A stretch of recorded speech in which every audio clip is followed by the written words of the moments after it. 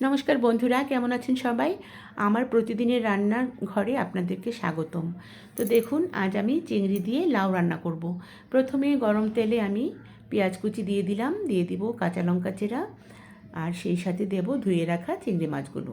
এগুলো একটু ভাজা ভাজা করে নিয়ে তাতে দিয়ে দিব আমি হলুদের গুঁড়া, তারপরে দিব ধনের গুঁড়া, জিরের গুঁড়া আর পরিমাণ মতো লবণ।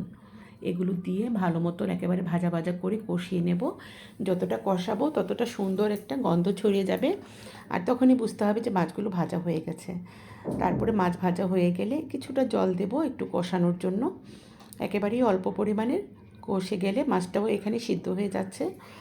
তো তারপরে কেটে ধুয়ে রাখা লাউটা দিয়ে দেবো আমি এখানে। লাউটাও যখন আমি দেব মনে হচ্ছে যে অনেকগুলো লাউ, কিন্তু আসলেই এতটা লাউ না, এখানে কমে যাবে, সফট হয়ে যাবে।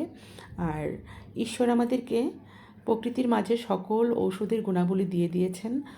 শীত আসার আগেই মানে জলীয় ধরনের জিনিসগুলো দিয়ে দেন, লাউ, শসা, ক্ষীরা, এগুলো খেতে ভীষণ মজা এবং স্বাস্থ্যসম্মত। তো এবার আমি লাউটা দিয়ে ভালো মতো একটু নাড়িয়ে চাড়িয়ে ঢাকনা দিয়ে দিব কষানোর জন্য।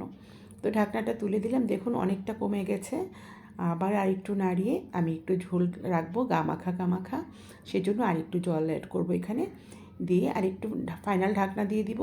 আর ঢাকনাটা খুলে আমি দিয়ে দিব তাতে কুচানো ধনেপাতা। শীতের দিন ধনেপাতা হবে না সেটা কি হয়? আর আমি ধনেপাতা খেতেও ভীষণ পছন্দ করি, এটার ফ্লেভারটা খুবই ভালো লাগে। তো এবার দেখুন, আমি ঢাকনাটা দিয়ে তারপরে নামানোর আগে ধনেপাতাটা দিয়ে দিচ্ছি। তো ভালো লাগলে রান্না করে সবাই খাবেন। সবাই তো রান্না করেন জানি, শীত আসার আগে আগেই এই সমস্ত রান্নাগুলো খেলে শরীরের জন্য খুবই ভালো। এটা স্বাস্থ্যসম্মত একটি খাবার, আর ঘরোয়া খাবার সবসময় স্বাস্থ্যসম্মত হয়। মায়েরা বাচ্চাদের জন্য অনেক সুন্দর করে রান্না করেন যত্ন সহকারে। ভালো লাগলে লাইক, কমেন্ট, শেয়ার দিয়ে আমার পাশে থাকবেন। সবাইকে দুপুরের শুভেচ্ছা জানিয়ে আমি বিদায় নিচ্ছি। নমস্কার।